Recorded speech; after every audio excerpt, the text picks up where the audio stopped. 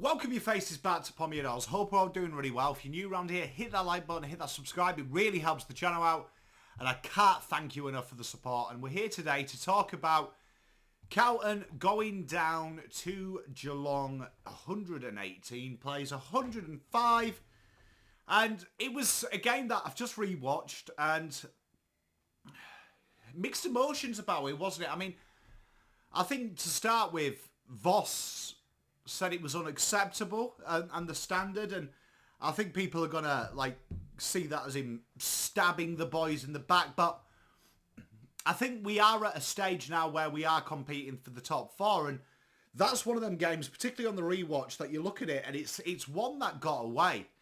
It's one that got away, and it's a benchmarker of where the best are and where we need to be. And you look at that, looking at the statistical point of view, you would have thought Carlton would have won that game. You would have probably, and I agree with Voss's sentiments, when you're generating the amount of opportunities, you would feel that game was put away. And we said it in the preview, Geelong are incredibly good at controlling the narrative in-game, in controlling the tempo. And that is something that I feel like we've learned in stages.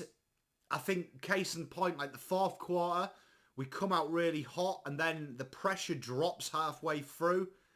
They get a couple of goals and then it rises again. Like, game management is an incredible part, and I think that's something that you'll probably find in all sports. I can only talk about sports I understand in the inner sanctum, and golf course management is probably the number one thing that you learn as you get better, and it's definitely something that transcends the great from the good. And we've got to really work on that thing there.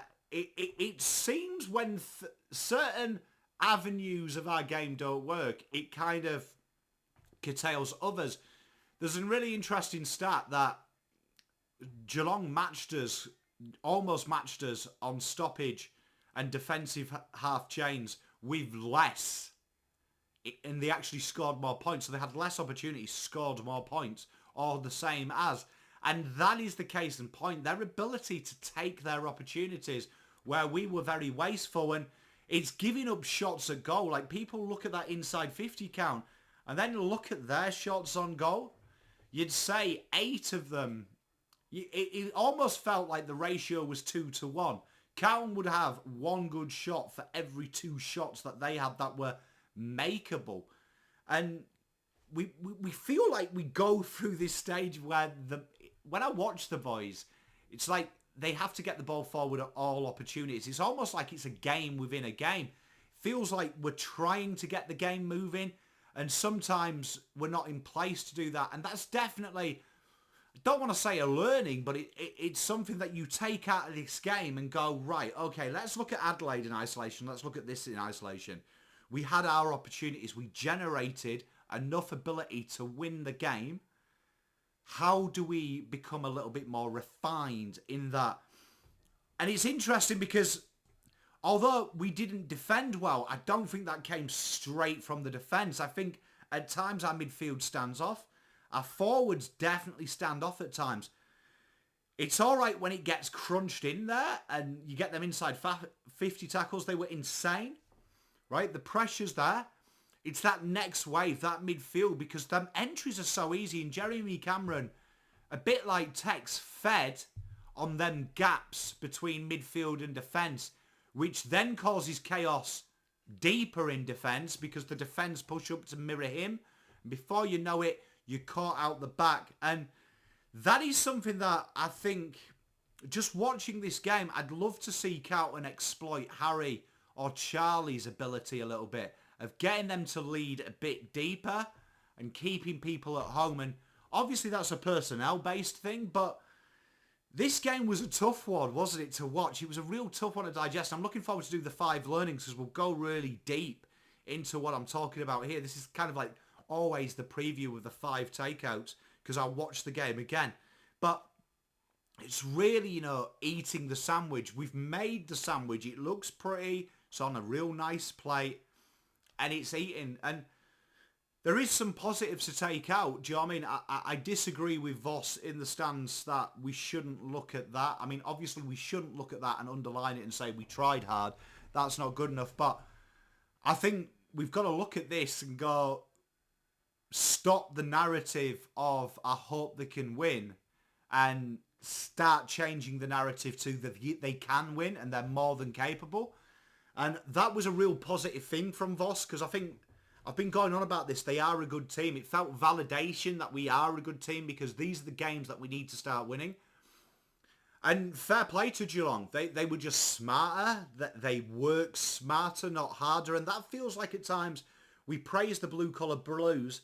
Times, though, we're working really, really hard. You know, really, really hard. It does feel like in-game, and it has felt all season and all last season, we work incredibly hard for the points that we score. And then we concede points that aren't really hard work. Like, I'm not saying Geelong weren't trying. I'm saying for Geelong, though, it was routine where the Blues are relying on Durden to make that tackle, Matt Cottrell to put that pressure on, Cripper to do something remarkable, to break the deadlock, Elijah a cheeky little sidestep. Feels like we're waiting for them moments of class, and it's really the execution of the real raw fundamentals. And I think that's the level that you're at now. Like, you look at this, and to win a lot of tight games, they've got cojones, and they came back into that game, and they'll probably look at that game. I did watch that little spurt we had in the fourth, and that should have been won. Like, they will look at that and go, you know what, Geelong were on the ropes. And I think a good analogy there is it reminded me of Alvarez versus Mayweather, where you've got Mayweather, the master of defense, that he's got a degree in boxingonomics, right? Versus a young, up-and-coming Mexican who has got all the tricks, all the skill, all the flair, and he's just out-educated in the ring. And it feels like that's the next thing there. We've got to start learning that ruthlessness and that precision and taking our time and, you know, poise and composure and just learning to just be in the moment a little bit longer. It feels like there's still that element that exists in us that we get a little bit excitable, you know, like the excitable bunny. I don't know if you've ever seen your kids or you've coached children when they get it and they do it the first time and then they kind of get a bit excited about it and they kind of lose their way for the next, like, say if it's bowling or golf, their next couple of shots, they're a little bit excitable because they've got it and the tail's wagging per se. We have to learn that poise and composure, and I was really happy in that fourth when the game was there to be won. Your leaders stood up, Cripps, Walsh, Whittaker, and they really did stand up. And seeing Cripps tell everyone, come on, look, 4 goals, we can do this, we can do this. That's a real positive for me. It's really applying that, because as this gets deeper and as the games get more important, particularly in finals, you can live off fumes for a certain extent, but there is going to be games like this where you come against a side that wasn't overawed. And credit to Geelong, when the Blues hit their 200 pressure in that third, they weren't overawed. They've been there and done it. They've seen this. Do you know what I mean? Their players have looked around and gone, okay, we've been in the mire before. This ain't new.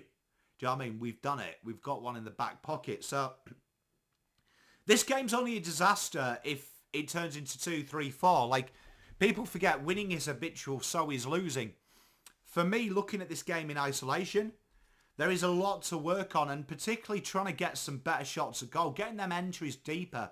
They're incredibly shallow at times, and I feel that warps the inside 50 count. I look at the inside 50 count, and people harp and rave about it and get really excited about it, but I don't, because a lot of their inside 50s are really nonsense inside 50s, and they're relying on either a moment of genius from Harry or Charlie, or the forward and the midfield pressure is so good that it spills out and someone kicks a junk time goal.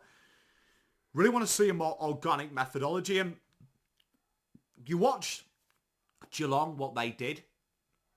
Cameron bobbing it off the mark to an easier kick. Obviously, they missed that kick, but them little things, they make sure. They try and get in the best percentile of the inside 50. And to bore you again with a golf analogy, middle of the green is the safe option. That's the percentage play. If you want to play good golf, don't aim at the hole. Aim middle of the green, 2-putt, and your handicap will drop. You start making errors when you start going for Hollywood shots, and you're aiming at the hole with no forethought on undulations or how the green works. Plop it in the middle of the green, 2-putt. Once you master that, then start getting sexy. feels like sometimes Carlton have got to go back to them basics. Do you know what I mean? Go back to them basics. Real deep entry. Ping it on Harry's head on the goal square. Make the magic happen there. Because a lot of them goals as well that we turn over from forward half intercepts, that's a real positive stat. But Geelong had like almost half of Carlton's forward half intercepts but scored the same. So do you know what I mean? It's because their entries are deep and Carlton are having to play the ball from almost their goal line out the back. Where Carlton's entries are about 40 from goal. So you're already quite a bit away from goal. Should you make a mistake, there's a chance to defend. And that is something that the Blues will definitely learn. Obviously, there's players coming back. I mean, you've got the better ball users to come back as well. And I don't want to bastardise the players for not being accurate, because the players out there, like 90% of them, they've had this issue, you know, kicking accuracy. Harry and Charlie have always been around that 50%. That's who they are. Do you know what I mean? Who they are as footballers. You can't... It would be like, do you know what I mean, turkeying someone who's got no artistic flair and telling them to be a painter just because you're a painter. You've got to have an element of it being in your default settings. The Blues will look at that game, though, and I look at that game and I'm not down about it. I'm disappointed in a way, but I'm not angry because it's fixable. Like, you look at it and you go, okay, probably the best team in the country at the moment. They're definitely the form team in the country. And they've out-tempered you. They've out-manoeuvred you. They've out-noused you. They've out-executed you. And that needs to sting a little bit in the playing group and go, right, we're 75% of our finished article. If we're 100, we win this game. Right? And I know that they lost Tom Stewart. I would say it was even with all the players we lost, because I think that would have helped our defensive half transition impeccably, which has definitely seeded since we've lost Sardar McGovern. But I think that's one of the positives for me. I'm really honing in on that. If I was coaching them, they are 75% the finished article, and they're stacking up with a team that's now 7-0. And it's taking them opportunities. It's taking them opportunities. Them little bit of poise, little bit of elegance. If we had that poise and elegance that we did for that 10-minute spurt in the fourth, in the first, we'd probably be talking about a nail-biting win. But fair play to Geelong. I mean, phenomenal outfit, great football club. I can't wait to talk about the 5 things we learned in this game. I'm really looking forward to that because some really good lessons, and we'll go on that in depth. But let me know your thoughts. I'm a little bit, I'll say it, I'm a little bit disappointed, a little bit sad this morning. It's one that got away, isn't it? But it's important when it's the one that gets away that the next one you have is the one that you bring home with you. So, go Blues, peace, love and light. Pom out.